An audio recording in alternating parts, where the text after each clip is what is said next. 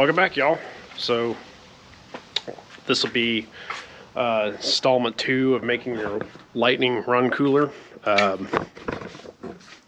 Switching gears back to the Lightning because the temperature's rapidly dropping here in Arkansas, and I'm still running straight water, so I figured now is as good a time as any to go ahead and drain that out. And what I'm going to be doing today is I'm going to be installing a 5.4 Navigator water pump and at least blowing out the radiator. I say at least blowing out. I do have a single core for a little weight reduction, but if I can pull this radiator out, and I know it's got some gunk in it, if I can blow it out, I may just stick this back in and just test the water pump for now. We'll see. But anyway, so as you can see, I've already got the shroud off, or the upper fan shroud off, the air box intake out. About to be, while I've got the truck on the ground, I'm going to be going ahead and taking the fan out. This is an LFP fan, not the best. That's probably another cooling mod I will do, is get a better fan. But I think it's just pretty much just two 8mm. Yeah, they're 8mm bolts up here. Disconnect the electrical connector right there, and this thing should pop out. So let me get to it and I'll be back. Okay, so the LFP fan is out. It's just those two 8mm bolts there and there, and it's stabbed down these two brackets right here, and then the connector. So these tabs, the mounting tabs, will get in your way or get stuck on one of two things. So either the upper radiator hose is going to be in the way, or this transmission cooler line. One of these has to be disconnected. Now, I logically could have drained the coolant and disconnected that, because I'm going to be doing that anyway. But for simplicity's sake, since rather than jacking the truck up, and since this doesn't go anywhere for me, I just disconnected the transmission cooler line. If you still ran your transmission cooler lines through your radiator, I would not recommend doing that, because then you'd have a transmission fluid leak going on. It'd be easier just to drain it. But all that being said, fan's out. As you can see, my next order of business is going to be, I'm going to go ahead and I'll do this one-handed.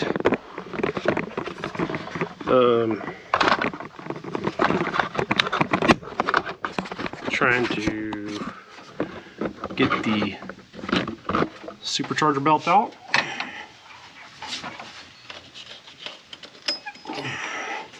Get that out the way. So I will be pulling the pulley bridge to do the water pump.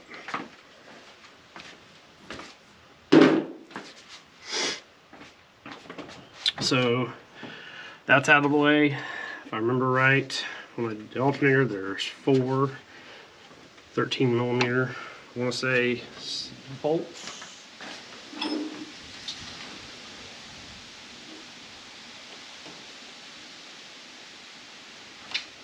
Check.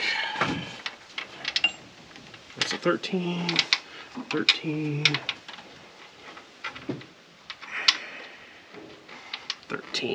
and I can't remember where the other one is. So there's 4 of them. I remember there's one here, one down below, one there, and I think the other one's down in this far corner. But anyway, I'm going to get to work on that. Try and get the pulley bridge off, and then I'll probably be jacking the truck up to drain the coolant. So stay tuned, I'll be back. Side note, I don't even have to jack the truck up to drain the coolant now. So drain plug's right here for the radiator. However, that's why I'm talking about blowing out the radiator, because it's barely trickling out. So I'm gonna do it the lazy, messy, fast way. I'm gonna get some pliers, get that spring clamp loose, and just pull the lower radiator hose off and just let it make a mess. So I'll be back. Alright, so as you can see, I disconnected the hose going from the this, I don't know what they call this thing, but it goes the feed from the degas bottle down to the lower radiator hose. I also disconnected the low radiator hose. It is still making a mess, but I still need to get that hose going to the degas bottle. After that, it's just going to be these 10mm bolts holding the radiator split brackets on. And once I get these two brackets out, get this hose disconnected, the radiator will be ready to come out. Stay tuned. Alright, so the pulley bridge is out. It's one 10mm bolt and then 3 13mm nuts on studs. So there's the 3 studs, and then the other bolts in there. Also got the radiator out, pretty simple. I'm going to wash it out here in a little bit. I'm going to do the water pump first, just because it means I have more room. So before I take the tensioner loose on the serpentine belt, I'm going to break these bolts loose, which, am I lucky enough that, yep, those are 10mm down there. Once I get those started, I will remove the serpentine belt, which is the same as the supercharger belt. Just pulling tension off of that and getting the easiest pulley off. So I'm going to take a picture of this as well so I remember the routing for later. Stay tuned. So serpentine belt's out of the way. I got the bolts off and then ran into something I didn't anticipate.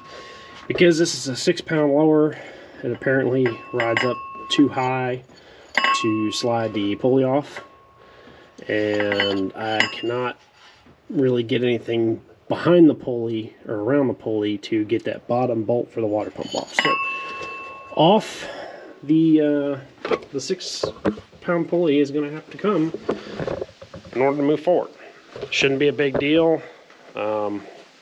It's just a what is this? It is a 8mm hex Allen, whatever. I'm gonna work on breaking those 6 bolts or Allen bolts off and continue when I continue. All right, so both pulleys are off. Now it's just 4 bolts. They're all 10mm. One there, one there, one there, and one down below. It's kind of hard to show on camera, but I'm gonna get those zipped off real quick. Get the water pump broke loose, and see what I got to work with. Hang on. All right, so water pump's out. I don't know that there's anything necessarily wrong with it other than being filthy. It's probably leaking a little bit. I mean, it wasn't leaking out of the block, but so basically it was just those 4 bolt holes you see there. And then I had to hit it with a mallet trying to knock it loose, and then once I got a crack, I just took a screwdriver and pried it out of there. It was pretty tight. But anyway, I'm gonna try to get some of that off of there and then put the new water pump in. So pretty much just opposite of removal. I've got to get this O-ring on this in here, and then I'll just be ready to put it back on. So stay tuned. All right, new water pump's on. Pretty easy. Didn't quite want to stay on its own, so I just started all 4 bolts and then just torqued them in, and it sucked right up on against the block. You always want to make sure of that. It's O-ring seal, so that's really nice because dealing with gaskets or whatever and blind holes or you know, silicone with water, it's not good. I'm glad they went, you know, it's designed to be an O-ring on modular engines. But anyway, next I'm going to get the water pump pulley on, then the lower supercharger pulley, and I'm just going to start putting the belt back on and go from there. So stay tuned. Okay, so this is turning out pretty easy. As you can see, both pulleys are on. Got the serpentine, the accessory belt tight. Next I'm gonna put the supercharger pulley bridge on, and then get the supercharger belt on, and keep rocking and rolling. Hang on. Okay. All right, so pulley bridge is on, supercharger belt's on. Next, I'm not even gonna mess with this radiator since I already had the other one. Figured, what the heck? It's a single core, which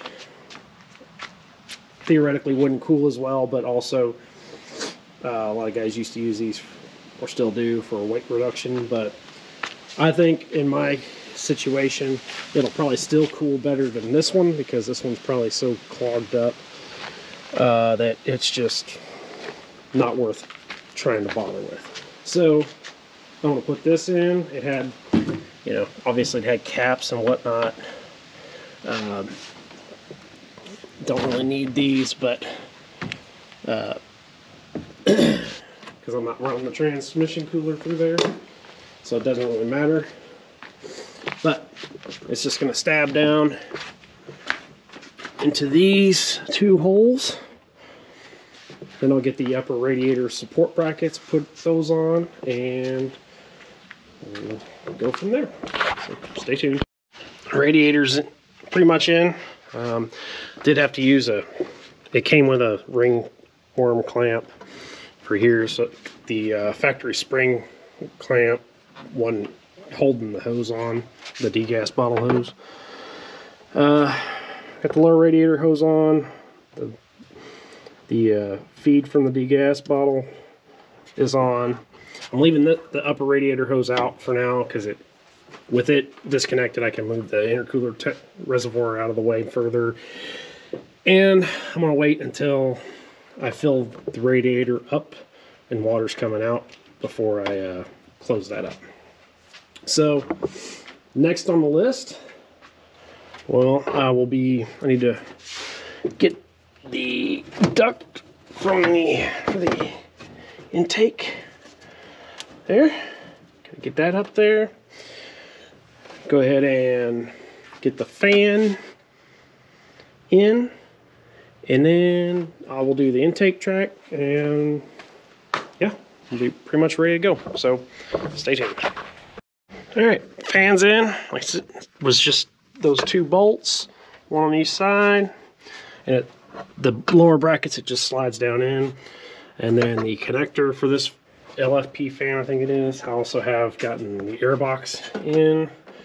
If you have the JLP, don't forget to clamp the duct hose in. MAF's connected. IAT sensors plugged back in.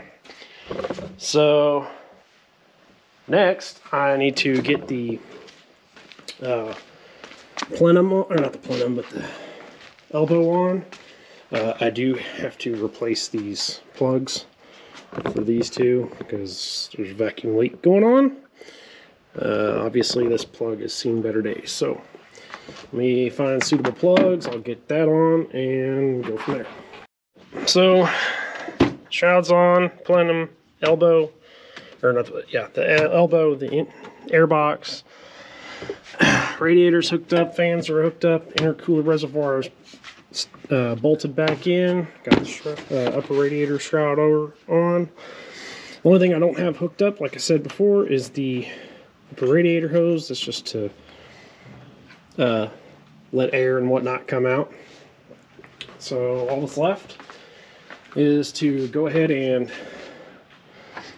basically start filling it. Check for leaks, and then once I get it filled up as much as I can with it out and running, I'm going to start it up and start burping the coolant. So stay tuned. Okay, so it's all buttoned up except for the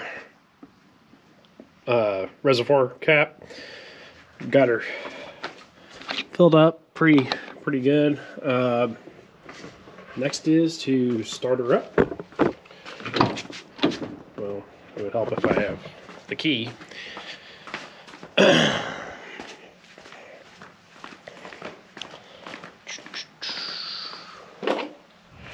Let's get this going.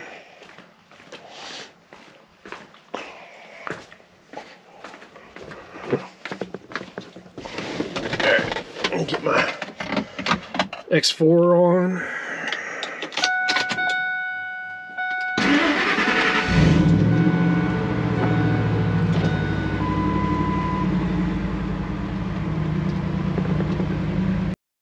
Well, happy to report, so far so good. Went and ran, got it burped, did pretty good. I'm not so sure that single core radiator is going to work out in the long run, but I'm going to give it a try for now and see how it does. We'll see. Maybe a future video posting an update after driving it for a while, but first drive went pretty good. So that's technically 2 projects down in one day. Yeah, so until next time, I'll be back.